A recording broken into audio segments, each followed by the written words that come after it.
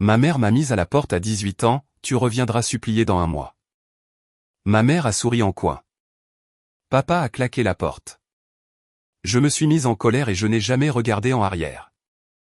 Mais 10 ans plus tard, mon téléphone affichait 36 appels manqués. Il me suppliait. Je m'appelle Nathalie Brox et j'avais 18 ans la nuit où ma mère m'a dit que je reviendrais à genoux dans un mois. Je me souviens encore de la façon dont ses lèvres se sont retroussées quand elle l'a dit. Comme si ma vie entière était une mauvaise décision qu'elle avait déjà regardée une centaine de fois. Mon père ne disait pas grand-chose. Il a juste attrapé la poignée de la porte, la mâchoire serrée si fort que j'ai cru que ses dents allaient se casser, et a claqué la porte d'entrée derrière moi si fort que la lumière du porche a vacillé. Ce son résonnait dans mes cauchemars. À l'époque, je me tenais sur le porche avec un sac de sport d'occasion, un téléphone prépayé et une quantité stupide de colère. Je me suis dit que je préférais dormir dans une gare routière plutôt que de ramper vers une maison où mes rêves étaient traités comme une maladie. Il pensait que j'allais échouer, que je serais à court d'argent, à court d'options, à court de fierté. Il pensait que la peur me ramènerait à la maison. Au lieu de cela, elle a allumé une mèche. 10 ans plus tard, à 28 ans, cette même mèche avait brûlé jusqu'à une vie qu'il n'aurait jamais imaginé que je puisse construire. Une ville différente, ma propre entreprise. Des gens qui croyaient vraiment en ce que je pouvais faire avec un clavier et un problème. Je n'avais pas entendu la voix de ma mère depuis des années. Je m'étais entraîné à ne pas la regretter. Alors, quand je me suis retourné un lundi matin, groggy par un autre déploiement de code tard dans la nuit, et que j'ai vu l'écran de mon téléphone allumé avec 36 appels manqués de maman, j'ai juste regardé. Mes notifications étaient un mur de messages désespérés. S'il te plaît, décroche. Nous avons besoin de toi. Tout a disparu. Ils ont dit, tu es la seule à pouvoir réparer cela. Pendant une minute entière, je suis resté allongé là, les battements de mon cœur résonnant dans mes oreilles, le pouce planant au-dessus de l'icône de la messagerie vocale. 10 ans plus tôt, ils m'avaient mis à la porte pour avoir poursuivi un avenir qu'ils ne respectaient pas. Maintenant, apparemment, ce même avenir était la seule chose qui se dressait entre eux et le désastre. Était-ce le karma, la vengeance, ou quelque chose de plus laid que je n'étais pas prêt à nommer? Avant de vous dire ce que j'ai entendu dans ces messages vocaux et ce que j'ai fait quand j'ai finalement rappelé, dites-moi dans les commentaires quelle heure il est, où vous êtes, et d'où vous regardez. Je veux voir jusqu'où cette histoire de famille, de fierté et de vengeance va voyager. Si ce chapitre de ma vie avait un message de commis, ce serait « Histoire d'origine, mise à la porte, enflammée ». Pour comprendre pourquoi ces 36 appels manqués ont résonné comme la chute d'une blague de l'univers, il faut remonter à la dernière nuit où j'ai dormi sous le toit de mes parents. J'ai grandi dans une ville ouvrière du Midwest qui sentait la pluie sur l'asphalte chaud et l'huile de machine. Par là-bas, réussir signifiait garder la tête baissée, travailler dur, et ne pas demander plus qu'un salaire régulier et un camion décent. Mes parents dirigeaient un petit magasin de pièces automobiles que mon père aimait appeler l'épine dorsale du quartier. Dès que j'ai pu atteindre le comptoir, tout le monde a supposé que je finirais derrière cette caisse ou dans un bureau arrière à faire des factures. Le problème était que j'étais amoureuse de quelque chose qu'ils ne pouvaient ni voir ni toucher, le code. Pendant que les autres enfants traînaient au centre commercial, je veillais trop tard sur un vieil ordinateur portable de seconde main, m'apprenant à pirater mon propre routeur Wi-Fi pour ensuite le réparer. Il ne s'agissait pas de faire quoi que ce soit d'illégal. Il s'agissait de comprendre comment les choses fonctionnaient et comment elles se cassaient. La première fois que j'ai trouvé une faille de sécurité sur le site web de l'école et que j'ai discrètement envoyé un email à l'administrateur pour lui expliquer comment la réparer, je me suis sentie plus vivante que n'importe quel service au magasin ne m'avait jamais fait ressentir. Mes parents ne voyaient pas de talent. Ils voyaient une distraction. Tu perds du temps sur cet ordinateur, marmonnait mon père en s'essuyant les mains pleines de graisse au dîner. Le vrai travail se fait avec les mains, pas en se cachant derrière un écran. Ma mère ajoutait son refrain habituel. Tu es assez intelligente pour être infirmière ou comptable. Les gens comme nous ne parient pas sur des chimères. Chaque conversation sur mon avenir ressemblait moins à des conseils qu'à une porte qui se ferme. En dernière année de lycée, alors que tout le monde parlait du bal de fin d'année, je postulais secrètement pour un camp d'entraînement intensif en programmation dans une ville à 3 heures de route. Ce n'était pas l'université au sens traditionnel, mais c'était ma chance, un programme intensif qui promettait de transformer une obsession brute en un emploi dans la technologie. Quand j'ai reçu l'email d'acceptation accompagné d'une bourse partielle, je me suis assise sur le bord de mon lit et j'ai pleuré des larmes de soulagement silencieuses et tremblantes. Pour la première fois, j'avais la preuve que quelqu'un en dehors de ma maison croyait en moi. J'ai choisi le pire moment possible pour le leur dire, le dîner de famille. La télévision était éteinte, ce qui n'arrivait presque jamais, et mon père venait de commencer à raconter comment un gars qu'il connaissait pouvait m'obtenir un entretien dans une banque locale. Un travail stable, de bons avantages, a-t-il dit en pointant sa fourchette vers moi comme un marteau de juge. J'ai posé mon téléphone sur la table, l'email d'acceptation ouvert, et j'ai dit, j'ai déjà quelque chose. J'ai été accepté dans un camp d'entraînement en ingénierie logicielle dans la ville. Je commence en août. Silence. Mon père m'a regardé comme si je venais d'avouer avoir braqué la banque au lieu d'y travailler. Les yeux de ma mère se sont plissés, scrutant l'email comme si elle cherchait une arnaque. Tu as postulé dans notre dos, a-t-elle demandé, la voix basse et dangereuse. Si je vous l'avais dit, vous l'auriez annulé, ai-je dit, essayant d'empêcher mes mains de trembler. Ils m'ont donné une bourse. Je peux travailler à temps partiel. C'est ma chance de faire quelque chose pour lequel je suis vraiment doué. La chaise de mon père a raclé le sol en reculant. Tu penses que tu es meilleur que nous maintenant? Trop bien pour un travail honnête. Ce n'est pas ce que j'ai dit, ai-je rétorqué. Je ne veux juste pas passer ma vie à remplir des rayons et à prétendre que je n'ai jamais rien voulu d'autre. Ma mère s'est penchée en avant. Et qui penses-tu va payer pour ce petit fantasme? Tu crois que l'argent pousse sur les arbres dans cet ordinateur portable? J'ai dégluti. J'ai fait des économies. Je peux obtenir des prêts. Je ne vous demande pas de payer pour cela. Je vous demande juste de ne pas vous mettre en travers de mon chemin. Ils se sont regardés et dans cette fraction de seconde, je l'ai vu. Ni inquiétude, ni confusion, de la fierté, du genre qui préfère briser un enfant plutôt que de plier. Si tu passes cette porte pour une arnaque sur Internet, a dit mon père d'une voix neutre, ne t'attends pas à revenir comme si de rien n'était. Je préfère partir plutôt que de rester et de me détester, ai-je chuchoté, surprise d'entendre ces mots à voix haute. Ma mère s'est levée lentement, s'essuyant les mains sur un torchon comme si je n'étais qu'un autre gâchis à nettoyer. Tu veux jouer à l'adulte? Très bien. Tu as 18 ans. Fais tes valises. Ses yeux étaient froids, presque ennuyés quand elle a ajouté. Tu reviendras supplier dans un mois. J'aimerais dire que j'ai hésité. Ce n'est pas le cas. Je suis monté à l'étage, j'ai attrapé le sac de sport que j'avais secrètement préparé la semaine précédente, quelques vêtements de rechange, mon ordinateur portable, une copie imprimée de mon email de bourse, et je suis redescendu sans regarder les photos de famille sur le mur. À la porte, je me suis retourné une fois de plus, espérant une faille dans leur résolution. Ma mère a croisé les bras. Mon père a tendu le bras derrière moi, a ouvert la porte, et quand j'ai posé le pied sur le porche, il l'a claqué assez fort pour faire trembler les fenêtres. Le verrou a cliqué. Quelque chose dans ma poitrine aussi. Mon téléphone a vibré avec un texto d'un numéro inconnu, le VTC que j'avais commandé. J'ai descendu l'allée sans regarder en arrière. Mais dans ma tête, une question tournait en boucle comme un mauvais code. Si tes propres parents ne croient pas en toi, comment peux-tu te convaincre que tu vaux la peine de te battre? Si ce chapitre de ma vie avait un message de commis, ce serait, version 1.0, séparation brutale de la branche familiale, hard fork.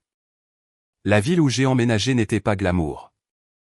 Elle était bruyante, un peu crasseuse, et le studio bon marché que j'ai trouvé avec l'aide d'un ami pouvait à peine être qualifié d'appartement. Les murs étaient fins, la tuyauterie hurlait à des heures étranges, et le matelas que j'avais acheté dans une friperie avait exactement 2 réglages, bosselés et encore plus bosselés. Mais c'était à moi. Personne ne se tenait sur le pas de la porte pour me dire qui je devais être pour mériter le droit d'y dormir. J'ai obtenu mon premier emploi une semaine avant le début du programme. Caissière de nuit dans une épicerie ouverte 24 heures sur 24. Les lumières fluorescentes donnaient à tout le monde l'air fatigué, mais elles étaient les seules lumières qui me gardaient éveillé pendant que je mémorisais la syntaxe JavaScript entre les clients achetant des boissons énergisantes et des burritos au micro-ondes. Mon emploi du temps était brutal. Travailler de 22.00 heures à 6.00 heures du matin, courir à la maison, faire une sieste de 2 heures, puis me traîner en classe pour 9.00 heures. Je mangeais des nouilles instantanées et je faisais semblant que les gargouillis dans mon ventre n'étaient que de l'ambition. Le camp d'entraînement, c'était comme essayer de boire à une lance à incendie tout en jonglant avec des tronçonneuses. Les instructeurs parlaient vite, le code, encore plus vite. La première semaine, je me suis senti comme une usurpatrice dans une pièce pleine de génie. La deuxième semaine, j'ai réalisé que la plupart d'entre nous étaient tout aussi terrifiés, se cachant simplement de différentes manières. Il y a eu un moment pendant un laboratoire où j'ai fixé un curseur clignotant pendant si longtemps que j'ai eu l'impression qu'il se moquait de moi. À l'intérieur, la voix de ma mère chuchotait, « C'est une phase. Tu vas échouer. Tu vas rentrer à la maison. Tu le fais toujours. » Un après-midi, après une révision de code particulièrement humiliante, je suis sorti du bâtiment pour respirer. J'ai fait défiler mon téléphone par habitude et j'ai vu un message d'un numéro local inconnu. « Et Nat, c'est le directeur de la banque. Tes parents m'ont donné ce numéro. Ils voulaient vérifier si tu avais terminé ta petite aventure. Appelle-moi si tu es prête à parler de quelque chose de plus réaliste. » La rage qui m'a traversé était chauffée à blanc. Il prenait de mes nouvelles par l'intermédiaire d'autres personnes, non pas pour voir si j'allais bien, mais pour voir si j'étais prête à admettre ma défaite. Pendant une seconde, j'ai failli rappeler juste pour crier. Au lieu de cela, j'ai bloqué le numéro, j'ai mis mon téléphone dans ma poche et je suis retourné en classe. Si j'abandonnais maintenant, je ne ferais pas que leur donner raison. Je ne saurais jamais qui j'aurais pu devenir. Pourtant, le cran ne paie pas le loyer. À mi-chemin du programme, j'ai heurté un mur. J'étais en retard sur mes devoirs. Mon corps avait l'impression de fonctionner sur les vapeurs de carburant. Et un email du gérant de l'épicerie m'a averti que si j'arrivais en retard encore une fois, je serais remplacé. Cette nuit-là, pendant ma pause de 15 minutes, je me suis assise sur une pile de caisses de lait dans la ruelle derrière le magasin, la tête dans les mains. J'ai ouvert mon application bancaire et j'ai fixé le chiffre de 137,42 $. Ce n'était pas suffisant pour couvrir le loyer du mois prochain, et encore moins les frais de scolarité. Pour la première fois depuis mon départ de la maison, l'idée d'appeler mes parents s'est glissée dans mon esprit comme un voleur. Si tu t'excuses simplement, me narguait une voix intérieure familière. Tu peux y retourner. Ils t'aideront probablement encore à aller dans une vraie école. Tu n'as rien à prouver. Tu es fatigué. Rentre juste à la maison. Puis une autre pensée a traversé mon esprit. Aiguë et froide. Il n'avait pas laissé une porte ouverte. Il l'avait claquée. Le lendemain au camp d'entraînement, notre instructeur a annoncé un petit hackathon local. 24 heures, de petites équipes, des problèmes de sécurité du monde réel provenant d'organisations à but non lucratif et d'entreprises locales. Les gagnants recevraient un petit prix en espèces et des présentations à des employeurs.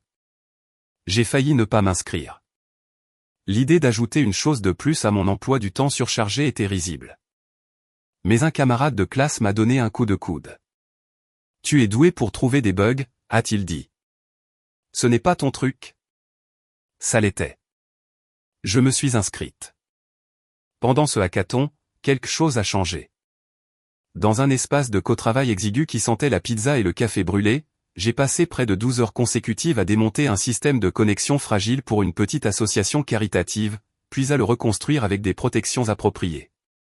Chaque fois que je trouvais une vulnérabilité, c'était comme résoudre une pièce d'un puzzle que personne d'autre ne remarquait. Quand les juges ont annoncé que notre équipe avait gagné dans la catégorie de la meilleure correction de sécurité, le prix de 500 $ a semblé être le gros lot à la loterie. Ce n'était pas seulement une question d'argent. C'était la preuve que la façon étrange et obsessionnelle dont mon cerveau fonctionnait avait en fait de la valeur pour quelqu'un d'autre que moi. Plus tard dans la nuit, je me suis tenu au comptoir de ma minuscule cuisine pour compter les billets et je me suis posé une question que j'évitais. Étais-je en train de construire une vie pour échapper à mes parents ou pour devenir quelqu'un que je pourrais respecter même s'ils ne le faisaient jamais? Si ce chapitre de ma vie avait un message de commis, ce serait « preuve de concept ». Mes compétences se compilent dans le monde réel.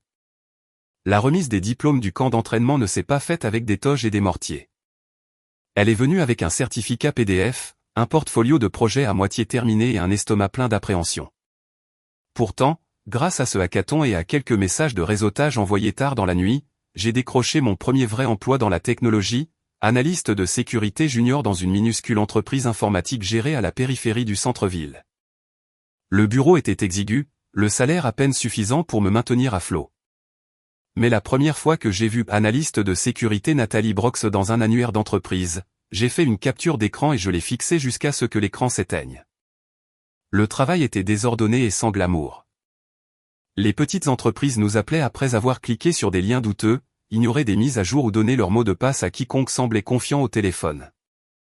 Je nettoyais les logiciels malveillants, je réinitialisais les mots de passe et j'essayais de ne pas lever les yeux au ciel quand quelqu'un me disait que son mot de passe était littéralement un mot de passe. Chaque fois que j'aidais un propriétaire paniqué à récupérer ses fichiers, je me sentais un peu comme un pompier numérique. Un après-midi, notre réceptionniste a fait sonner mon bureau. « Un appel pour toi », a-t-elle dit. Un type dit qu'il vient de ta ville natale. Il gère un magasin de pièces automobiles. Ça a l'air urgent. Mon cœur s'est arrêté. Il y avait plein de magasins de pièces automobiles dans le monde, mais quelque chose dans son ton m'a fait frissonner la peau. J'ai fixé la ligne clignotante pendant 10 secondes entières avant de décrocher. Ce n'était pas mon père. C'était un propriétaire de magasin rival de la même ville, paniqué parce que tout son système d'inventaire avait été verrouillé par un rançongiciel. Il avait obtenu mon numéro sur un forum d'entreprise locale où mon patron avait récemment publié un message sur nos services.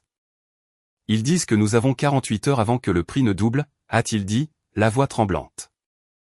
J'ai entendu dire que vous êtes la fille qui s'est enfuie pour pirater des ordinateurs. Pouvez-vous nous aider? Je l'ai guidé pour déconnecter les machines infectées, collecter les journaux d'événements et refuser de payer la rançon pendant que nous vérifions la situation. Pendant que je travaillais, mon esprit n'arrêtait pas de vagabonder vers le magasin de mes parents à quelques pâtés de maison du sien. Ils étaient toujours là-bas à vendre des pièces et de l'obstination, agissant comme si mon existence était une rumeur embarrassante. Savaient-ils que leurs concurrents m'appelaient à l'aide? Disaient-ils encore aux gens que j'avais gâché ma vie sur des ordinateurs? Nous avons réussi à restaurer la plupart des données du magasin rival à partir d'une sauvegarde. Quand le propriétaire a réalisé qu'il n'avait pas à payer les criminels, il a presque pleuré au téléphone. Après avoir raccroché, il m'a envoyé un texto « Ne dis pas à tes parents que je t'ai appelé. Ils disent toujours que ces trucs de technologie sont une blague, mais quoi que tu fasses, ne t'arrête pas. » Ce texto a été la première fois où la vengeance a cessé d'être un sentiment vague pour devenir quelque chose de plus vif. Il ne s'agissait pas de les blesser physiquement ou même financièrement. Je ne voulais pas que leur magasin brûle. Je voulais quelque chose de différent, que le monde qu'ils respectaient commence à se tourner vers moi pour les compétences même pour lesquelles ils m'avaient mis à la porte. Je voulais que leur certitude se fissure à chaque fois que quelqu'un disait « Vous savez qui vous devriez appeler ? Votre fille. » La vie, bien sûr, n'est pas devenue une ascension douce et régulière. Environ 2 ans après le début de cet emploi, notre petite entreprise a décroché un contrat pour lequel nous n'étions pas prêts. Un réseau hospitalier régional qui avait besoin d'une refonte complète de la sécurité. Nous étions en sous-effectif, trop confiants et optimistes de la manière dont seules les petites entreprises désespérées peuvent l'être. J'ai supplié mon patron de faire appel à des experts extérieurs. Il a dit que nous n'en avions pas les moyens. Quand l'hôpital a été touché par une faille de sécurité mineure 6 mois plus tard, rien de catastrophique, mais assez pour faire les nouvelles locales. Devinez qui est devenu le bouc émissaire idéal? L'analyste junior dont le nom figurait sur quelques rapports d'audit. Reniflement, je suis entré dans le bureau un mardi et je suis ressorti avec une boîte en carton contenant mes affaires, des excuses peu convaincantes et une phrase sur la façon dont cela sera une expérience d'apprentissage pour vous. Cette nuit-là, assise sur le sol de mon studio avec ce même ordinateur portable cabossé du camp d'entraînement, je me suis senti plus proche d'appeler mes parents que je ne l'avais été depuis des années. Non pas parce que je voulais de l'aide, juste parce qu'une partie de moi voulait leur jeter mon échec au visage avant qu'ils ne l'apprennent de quelqu'un d'autre. Tu vois, j'imaginais ma mère dire d'un ton suffisant. La vraie vie t'a rattrapé. Au lieu de cela, j'ai ouvert ma boîte de réception et j'ai trouvé un message transféré par un ancien instructeur du camp d'entraînement. Nat, j'ai vu ce qui s'est passé avec l'hôpital. Ce n'était pas de ta faute. Si tu veux transformer cela en quelque chose, il y a une rencontre sur la sécurité la semaine prochaine. Des gens là-bas ont créé des entreprises à partir de moments comme celui-ci. J'y suis allé, dans un sous-sol rempli de boîtes de pizza et de mauvais café. J'ai écouté un conférencier parler d'une lacune sur le marché. Les petites entreprises et les institutions de taille moyenne qui avaient besoin de sécurité mais ne pouvaient pas se permettre une équipe à temps plein. Pendant qu'il parlait, des images ont défilé dans mon esprit.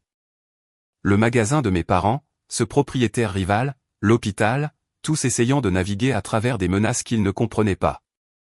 Dans le train du retour, une idée s'est enfouie dans mon cerveau. Et si je créais un service qui ne se contentait pas d'intervenir après des catastrophes, mais qui apprenait réellement à ces entreprises à se protéger? Et si la fille qui avait été mise à la porte pour avoir aimé les ordinateurs devenait la personne vers qui les gens se tournaient quand leur monde était en feu? Bien sûr, entre une idée et une entreprise, il y a un canyon rempli de peur. J'avais quelques économies, une réputation entachée et exactement zéro expérience dans la direction de quoi que ce soit. Mais j'avais aussi quelque chose que je n'avais pas à 18 ans. La preuve que je pouvais survivre après avoir tout perdu et reconstruire. Alors j'ai fait la chose stupide et courageuse. J'ai refusé les offres d'emploi pour des rôles de centre d'assistance générique et j'ai commencé à esquisser ce qui allait devenir ma propre société de cybersécurité. Je l'ai appelé Locklight Security parce que parfois vous avez besoin d'un verrou et parfois vous avez besoin d'une lumière pour voir la menace.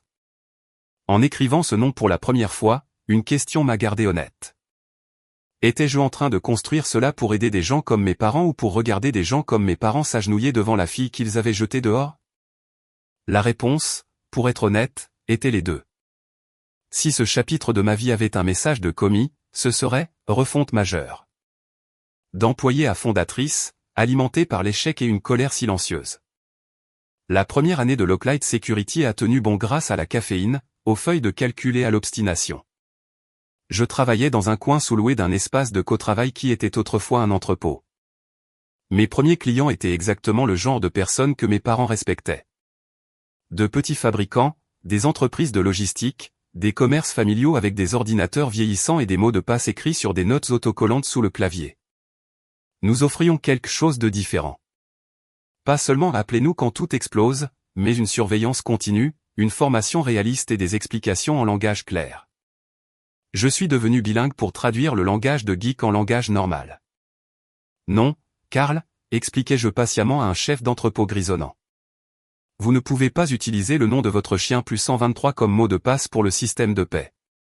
Imaginez donner vos clés à un inconnu et espérer qu'il ne remarque pas l'étiquette qui dit porte d'entrée. Le bouche à oreille s'est répandu lentement.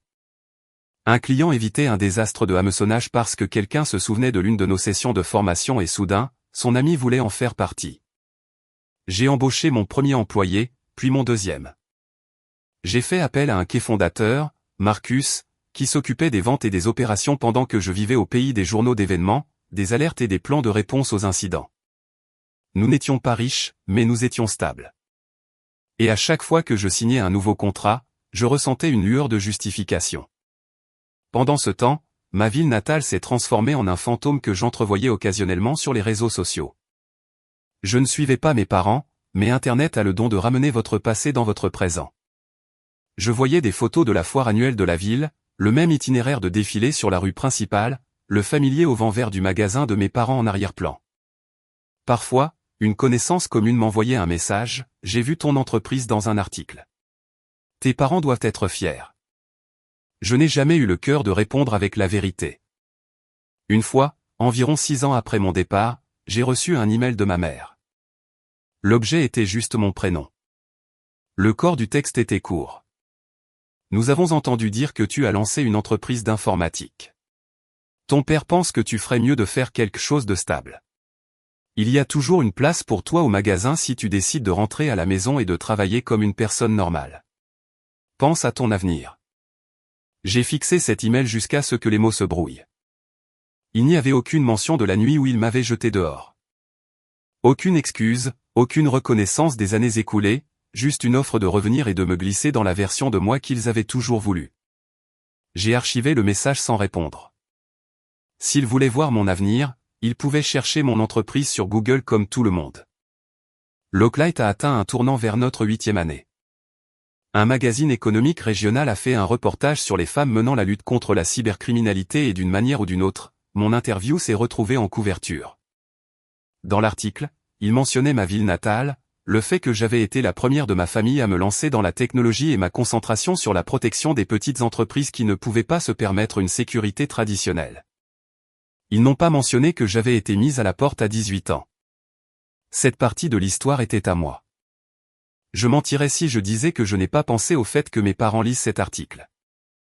Mon père s'est-il assis à la table de la cuisine avec son café, feuilletant les pages jusqu'à ce qu'il voie ma photo? Ma mère a-t-elle tracé les mots au PDG et fondatrice avec son doigt et ressenti autre chose que de l'agacement? Ou ont-ils jeté le magazine de côté comme un courrier indésirable? Le fait de ne pas savoir me ronger parfois, mais je refusais d'ouvrir cette porte. Puis est venu le lundi matin avec les 36 appels manqués. La nuit précédente, Locklight avait passé une nuit blanche à gérer un incident de rançongiciel pour une entreprise de logistique de taille moyenne dans un autre État. Nous avions réussi à stopper la propagation, à restaurer les sauvegardes et à les aider à éviter de payer une rançon à 6 chiffres. Je me suis traîné au lit vers 4:00 heure du matin, j'ai réglé mon téléphone sur ne pas déranger et je me suis évanoui. Quand je me suis réveillé, la lumière du soleil filtrait sur les bords de mes rideaux occultants. Mon cerveau avait l'impression d'avoir été enveloppé dans du coton. J'ai attrapé mon téléphone par habitude, m'attendant à quelques messages Slack et peut-être à une mise à jour du statut de Marcus. Au lieu de cela, l'écran de verrouillage était un mur d'appels provenant d'un seul contact. Maman. 36 appels manqués commençant à 1:12 du matin. Le dernier était arrivé il y a 20 minutes. Il y avait des messages vocaux. Il y avait des textos. Ma poitrine s'est serrée lorsque j'ai ouvert les messages, faisant défiler ligne après ligne de panique. Nathalie, s'il te plaît. Nous avons des problèmes. Ils disent que tout a disparu. Papa panique. Ils ont prononcé le nom de ton entreprise aux informations. S'il te plaît, réponds. Ils disent que tu es la seule à pouvoir réparer ça. Mon premier instinct terrible a été la satisfaction. Je n'en suis pas fier, mais c'est la vérité. C'était le scénario exact que mes fantasmes les plus sombres et les plus mesquins avaient écrit. Les parents qui m'avaient jeté dehors pour avoir poursuivi une fausse carrière suppliant maintenant cette même carrière de les sauver. C'était comme si l'univers m'avait enfin servi ma vengeance sur un plateau d'argent. Puis j'ai appuyé sur l'icône de la messagerie vocale.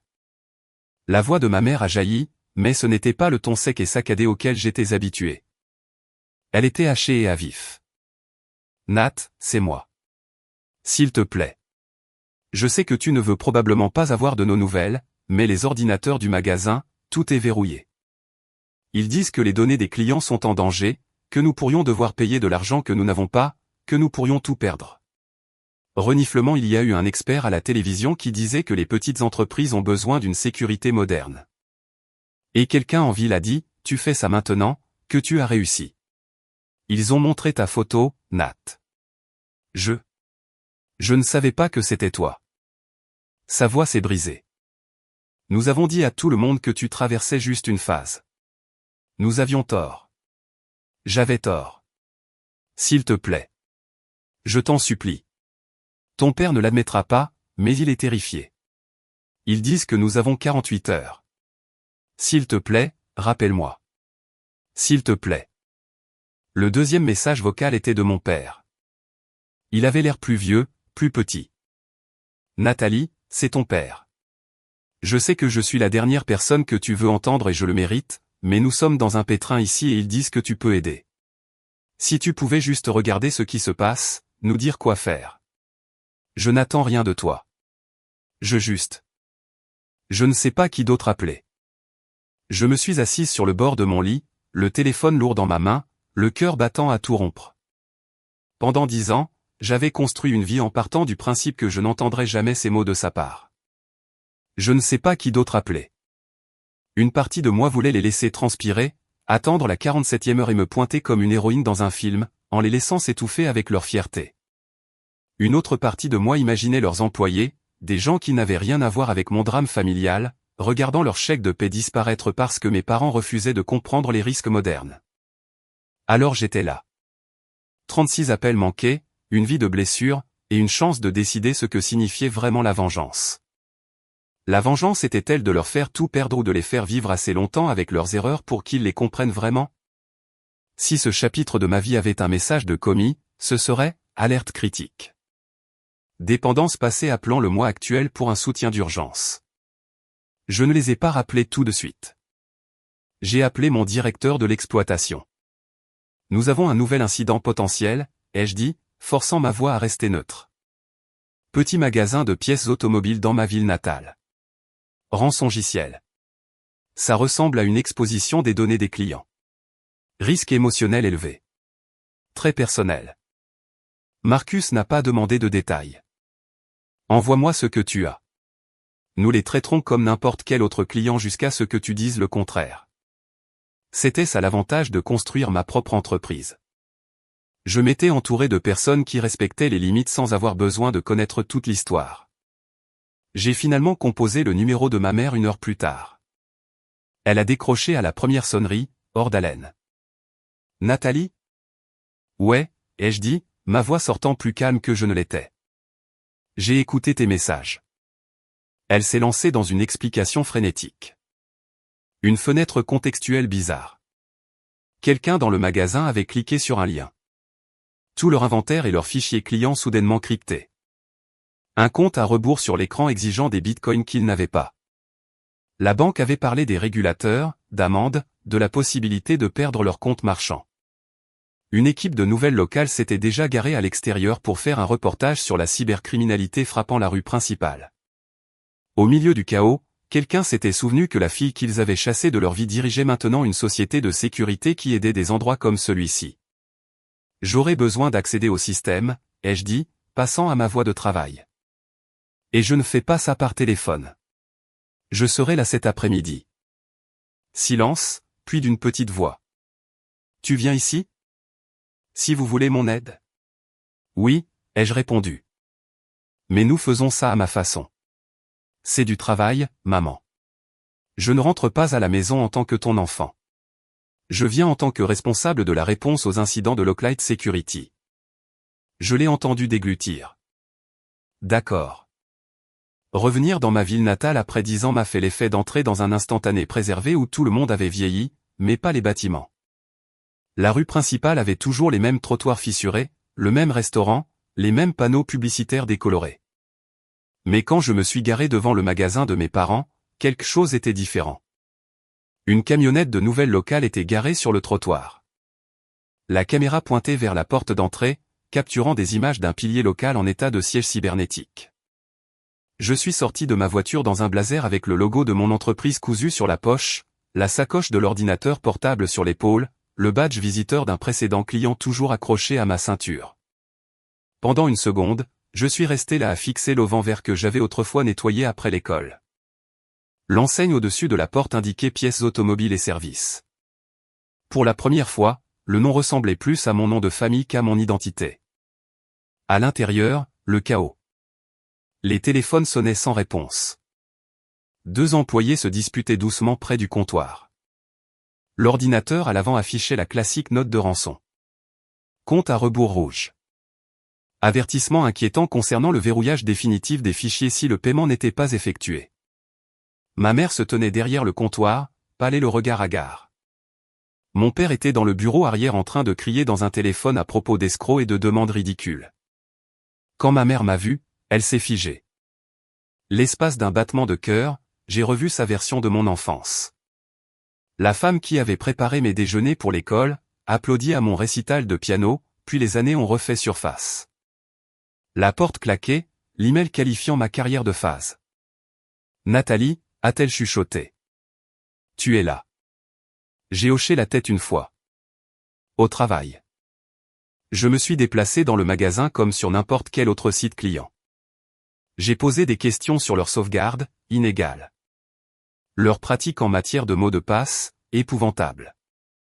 La configuration de leur réseau, une segmentation inexistante, une connexion partagée, un vieux serveur bourdonnant dans un coin poussiéreux comme une bombe à retardement oubliée.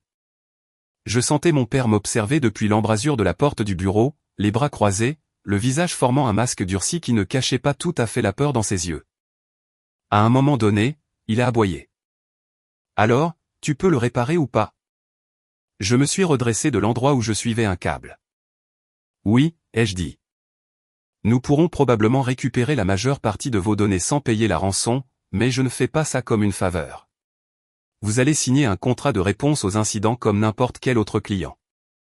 Vous paierez notre tarif d'urgence et vous suivrez mes instructions même si vous ne les aimez pas. Sa mâchoire s'est serrée. Tu vas vraiment faire payer ta propre famille. J'ai pris une lente inspiration. Il y a 10 ans, vous avez été très clair sur le fait que je ne faisais pas partie de cette famille à moins de suivre votre scénario. J'ai construit cette entreprise sans un centime de votre part. Ce que vous demandez maintenant, c'est mon expertise, pas mon enfance. Cela a un prix. L'espace d'un instant, j'ai cru qu'il allait exploser. Au lieu de cela, ses épaules se sont affaissées. Bien, a-t-il marmonné. Peu importe ce qu'il en coûte. Nous nous sommes installés dans le petit bureau arrière où j'avais autrefois fait mes devoirs sur des catalogues de pièces. J'ai connecté mon ordinateur portable, commencé à extraire des journaux d'événements et coordonné avec mon équipe via un canal sécurisé. Pendant que nous travaillions, mes parents rôdaient maladroitement, posant des questions qui oscillaient entre des questions pratiques et douloureusement personnelles. C'est ce que tu fais tout le temps, a demandé doucement ma mère à un moment donné, en regardant des lignes de texte défiler sur mon écran. Aider des gens comme nous? Oui, ai-je dit sans lever les yeux. Des gens comme vous. Des gens qui n'ont jamais pensé que cela pourrait leur arriver. Des gens qui ne pensaient pas avoir besoin de quelqu'un comme moi jusqu'à ce qu'il soit presque trop tard. Ces mots planaient entre nous, plus lourds que le bourdonnement du serveur surmené. Il a fallu des heures, mais nous avons fini par trouver une sauvegarde propre datant de quelques jours avant l'attaque. Pas parfaite. Il perdrait quand même quelques commandes récentes, quelques emails, mais assez pour rétablir les opérations. Nous avons nettoyé les machines infectées, renforcé leur système et mis en place des sauvegardes hors site appropriées. J'ai installé des outils de surveillance de base, verrouillant les portes numériques dont ils ignoraient l'existence. Quand je me suis enfin adossé à la chaise de bureau grinçante, épuisé, mon père a pris la parole. Alors, nous allons nous en sortir numériquement. Oui. J'ai dit, légalement, vous devrez informer vos clients et probablement parler à un avocat de l'exposition des données. Financièrement, vous serez meurtri, pas brisé. Si vous suivez le plan de sécurité que nous mettons en place, vous serez mieux protégé à l'avenir. Ma mère a ravalé ses larmes. Nathalie, merci. Je n'ai pas dit de rien. Pas encore. Au lieu de cela, j'ai posé la question qui me brûlait la poitrine toute la journée. Comprenez-vous maintenant pourquoi je suis parti? Pourquoi je me suis battu si fort pour faire ce travail? Mon père a fixé le sol. J'ai compris à la seconde où j'ai vu ton visage dans ce reportage sur l'experte en sécurité locale qui met en garde les petites entreprises. Je ne voulais juste pas l'admettre. Il a levé les yeux brillants de quelque chose de dangereusement proche du remords. Nous avions tort à propos des ordinateurs, à propos de l'appeler une phase, à propos de tout. Cette nuit-là, ma mère a hoché la tête rapidement, les mots se bousculant. Nous avions peur. Nous ne comprenions pas ton monde, alors nous avons essayé de te ramener dans le nôtre. Nous pensions te protéger en te poussant vers ce que nous connaissions. Au lieu de cela, nous t'avons repoussé complètement. Elle a dégluti. J'ai dit aux gens que tu reviendrais en rampant. Tu ne l'as pas fait. Tu as volé de tes propres ailes. Une partie de moi a ressenti une vindicte féroce et satisfaisante en entendant ces mots. Une autre partie s'est sentie d'une tristesse inattendue, comme en voyant les ruines d'un bâtiment que l'on avait autrefois appelé chez soi. Je ne suis plus cette jeune fille de 18 ans, ai-je dit doucement. Je ne reviendrai pas pour tenir la caisse. Je ne ferai pas semblant que cela n'est jamais arrivé. Si vous voulez une relation avec moi maintenant, elle doit être construite sur qui je suis, pas sur qui vous vouliez que je sois. Mon père a hoché la tête lentement. À quoi cela ressemble-t-il? Pour commencer, ai-je répondu, vous allez assister à l'un de mes ateliers sur la sécurité le mois prochain. Asseyez-vous au premier rang. Écoutez chaque mot sur la façon dont l'orgueil et l'ignorance détruisent les petites entreprises. Et après cela, vous allez être honnête avec vos employés, avec vos amis, avec vous-même sur la façon dont vous m'avez traité et à quel point vous aviez tort. Il a grimacé. Tu veux que nous le disions aux gens? Je veux que vous arrêtiez de faire comme si c'était juste une histoire drôle sur votre fille rebelle qui a fini par faire quelque chose d'utile. Ai-je dit, vous m'avez mise à la porte pour avoir poursuivi les compétences mêmes qui vous ont sauvé aujourd'hui. Ce n'est pas seulement ironique, c'est dangereux. Peut-être que si les gens l'entendent de vous, ils y réfléchiront à 2 fois avant de faire la même chose à leurs propres enfants. Ce n'était pas la version cinématographique de la vengeance. Il n'y a pas eu de lamentation dramatique sur le sol. Pas de marche triomphale vers le coucher du soleil pendant que tout brûlait derrière moi. Au lieu de cela, il y a eu de la paperasse, des conversations difficiles, et le changement de pouvoir silencieux et indéniable des personnes qui contrôlaient autrefois ma vie vers la femme assise à leur bureau, leur disant calmement comment conserver la leur. Si ce chapitre de ma vie avait un message de commis, ce serait « Escalade de privilèges, de fille rejetée à architecte principal des conséquences ». L'atelier auquel je les ai fait assister était un atelier que j'avais donné une douzaine de fois auparavant. Mais ce soir-là, c'était différent. La salle polyvalente du centre communautaire était remplie de propriétaires de petites entreprises serrant des cahiers et des tasses de café, les visages marqués par l'espoir épuisé de personnes essayant de maintenir leur rêve à flot. Sur les chaises pliantes du premier rang étaient assis mes parents, côte à côte, l'air plus petits que je ne les avais jamais vus. J'ai commencé comme je le faisais toujours par une histoire. Il y a 10 ans, ai-je dit, une adolescente d'une ville ouvrière est tombée amoureuse des ordinateurs. Ses parents ont pensé que c'était une distraction, une phase, quelque chose qui ne paierait jamais les factures. Quand elle a choisi cette voie plutôt que celle qu'ils lui avaient tracée, ils l'ont jetée dehors. Pas de filet de sécurité, pas d'atterrissage en douceur, juste une porte claquée et la prédiction qu'elle reviendrait en rampant. J'ai vu ma mère tressaillir. Mon père regardait droit devant lui, la mâchoire serrée. Avance rapide d'une décennie, ai-je continué. Cette même entreprise familiale a été frappée par un rançongiciel, l'ensemble de leur système verrouillé. Les données des clients en danger, les comptes bancaires en jeu, et la seule personne ayant les compétences pour les tirer du gouffre. J'ai laissé le silence s'installer un instant. La fille qu'ils avaient repoussée. On pouvait sentir la salle changer au fur et à mesure que les gens faisaient le lien. Certains ont regardé mes parents, d'autres ont regardé leur téléphone, parcourant probablement mentalement les ambitions et les disputes de leurs propres enfants. Mes parents ne se sont pas précipités vers la porte. Ils sont restés. Ils ont écouté. Ils ont pris des notes comme tout le monde. Après l'atelier, quelques propriétaires sont venus me remercier, me poser des questions, planifier des appels de suivi. Une femme plus âgée s'est attardée, les yeux brillants. Mon fils veut devenir concepteur de jeux, a-t-elle dit. Je lui disais d'obtenir d'abord un vrai diplôme. Peut-être. Peut-être que je ne devrais plus le dire comme ça. Peut-être lui demander quel est son plan au lieu de supposer qu'il n'en a pas, ai-je suggéré.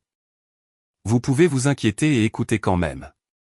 Quand la salle s'est finalement vidée, mes parents se sont approchés. Ma mère a parlé la première.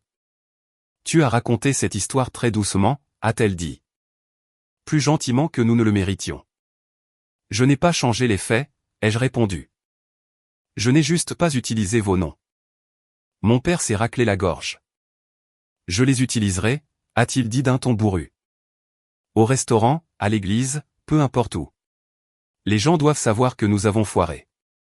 Peut-être que cela empêchera quelqu'un d'autre de faire ce que nous avons fait. Nous nous sommes retrouvés dans ce même restaurant par la suite. Tous les trois dans une cabine qui a soudainement semblé trop petite pour tout ce qu'il y avait entre nous. La serveuse, quelqu'un dont je me souvenais vaguement de l'école, a regardé à 2 fois quand elle m'a vu.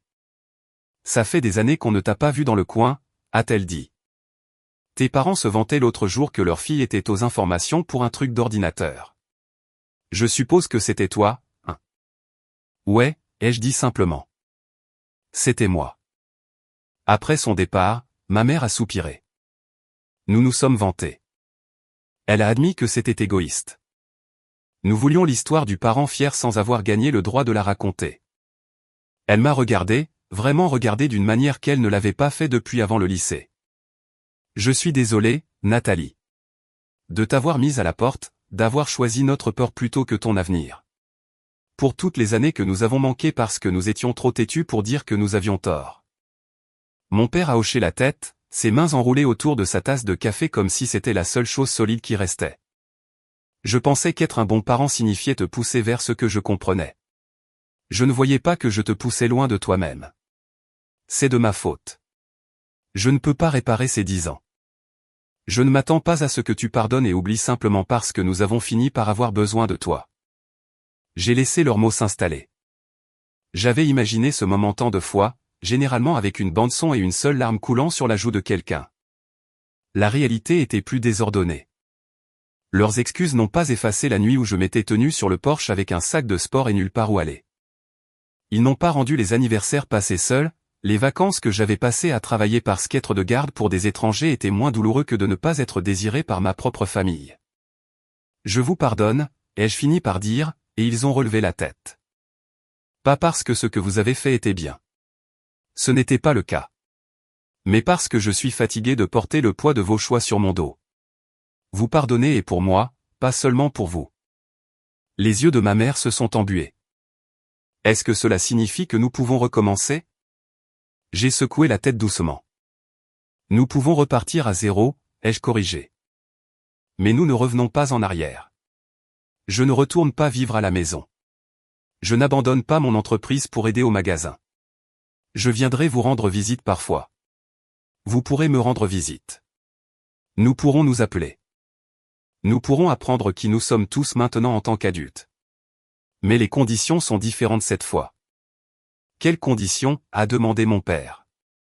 Le respect, ai-je dit. Vous ne pouvez pas rabaisser mon travail, mes choix ou les personnes que j'aime. Vous ne pouvez pas faire de blagues sur le fait que je suis la nerve de l'informatique qui a finalement réussi. Vous ne pouvez pas réécrire l'histoire pour faire de vous les héros. Si quelqu'un demande ce qui s'est passé, vous dites la vérité. Vous aviez peur. Vous aviez tort. Et votre fille a construit une vie quand même. Ils ont tous les deux hoché la tête presque à l'unisson. Et encore une chose, ai-je ajouté. Ce fonds pour l'université que vous avez économisé quand j'étais petite, celui que vous agitiez sous mon nez comme moyen de pression. Ma mère a rougi. Nous ne l'avons jamais utilisé. Nous n'avons pas pu nous y résoudre. Il est toujours là. Bien.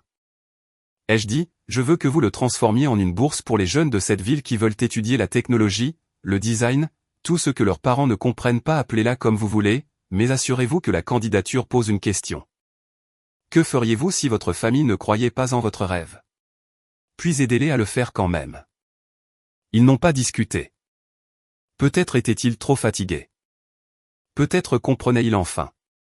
En retournant en ville cette nuit-là, mon téléphone a vibré avec une nouvelle notification.